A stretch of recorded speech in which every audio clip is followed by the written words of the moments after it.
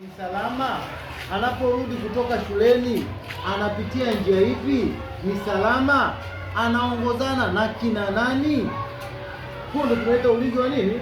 Wa mtoto, usalama wa nini? Wa mtoto. Lakini pia mazingira ya shule yanayosoma ni aina gani?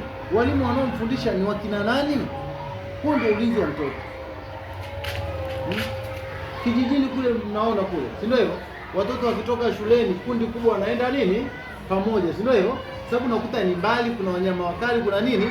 Kuna misitu, lakini kuna watu wengine ambao wana nia yao nini? Mbaya, si ndio hivyo? Kwa hiyo wakiwa watano wa sita, ule ni ulinzi nini? Salama.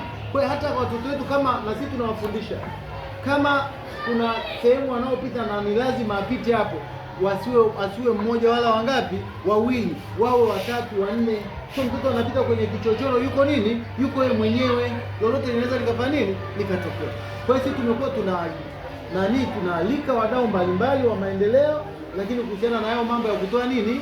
Elimu kutokana na changamoto tunazopitia, tunawaelimisha watoto, lakini walimu wetu wamekuwa wengi wanaenda kwenye nini? Kwenye semina, wakija tunawaelimisha nini? Watoto. Ameongea hapa mjumbe kwa sasa hivi tumetengeneza choo pale. Kina maji ndani. Si ndio hivyo? Kina kioo.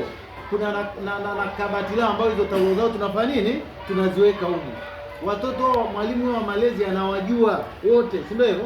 Asubuhi anapokuja pale